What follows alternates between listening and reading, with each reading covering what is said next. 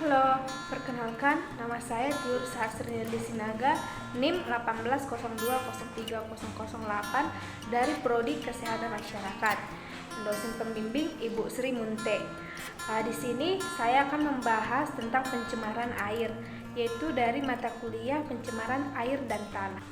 Air dikatakan tercemar apabila air itu sudah berubah baik dari warna, bau maupun rasa.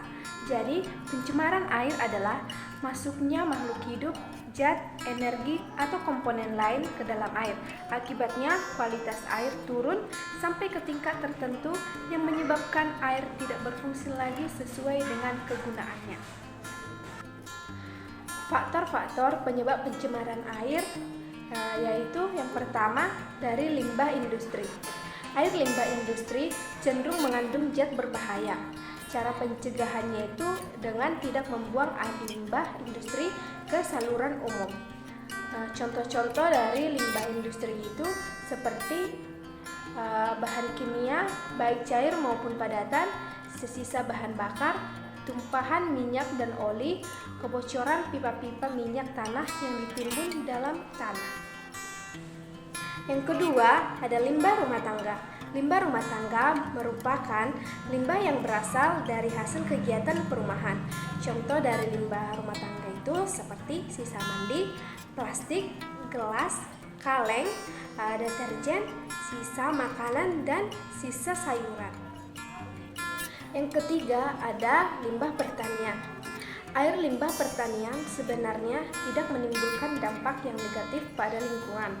Penggunaan fertilizer terkadang dilakukan secara berlebihan, sehingga menimbulkan dampak yang negatif pada keseimbangan ekosistem air. Contohnya itu seperti pembakaran lahan dan penggunaan pestisida. Pencemaran air dapat terjadi pada sumber mata air, sumur, sungai, rawa-rawa, dan laut. Dampak-dampak dari pencemaran air yaitu yang pertama, penurunan kualitas lingkungan. Pembuangan bahan tercemar secara langsung ke dalam perairan dapat menyebabkan terjadinya pencemaran pada perairan tersebut. Misalnya itu seperti pembuangan limbah organik yang dapat menyebabkan peningkatan mikroorganisme atau kesuburan tanaman air. Yang kedua, gangguan kesehatan. Air limbah yang tidak dikelola dengan baik akan menimbulkan berbagai penyakit. Tidak menutup kemungkinan di dalam air limbah tersebut mengandung virus dan bakteri yang menyebabkan berbagai penyakit.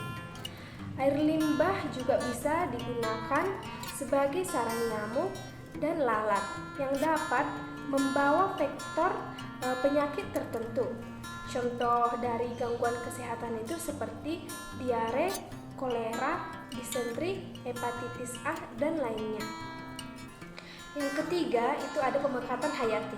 Apabila suatu perairan tercemar, bahan beracun itu akan meresap ke dalam tubuh alga atau organisme lainnya. Lalu, hewan-hewan kecil akan memakan alga tersebut. Kemudian, zooplankton akan dimakan oleh ikan-ikan kecil dan ikan-ikan besar akan memakan ikan-ikan yang kecil. Makin banyak memakan ikan-ikan kecil, maka makin banyak bahan pencemar yang masuk ke dalam tubuh ikan-ikan yang besar. Cara-cara penanggulangan pencemaran air yaitu yang pertama, tidak mengeksploitasi sumber mata air agar air murni tidak cepat habis.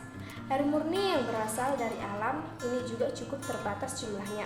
Jika terus-menerus dieksploitasi, maka cadangannya bisa saja habis. Yang kedua, membuat tempat pembuangan sampah yang memadai.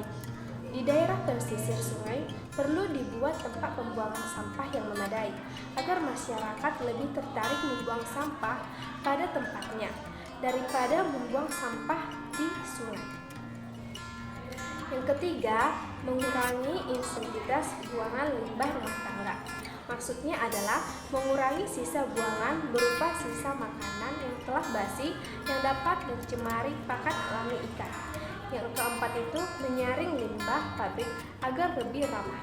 Maksudnya itu adalah suatu pabrik perlu mengolah limbah terlebih dahulu dalam sebuah wadah yang yang disebut IPAL atau instalasi pengolahan air limbah agar menjadi lebih ramah lingkungan.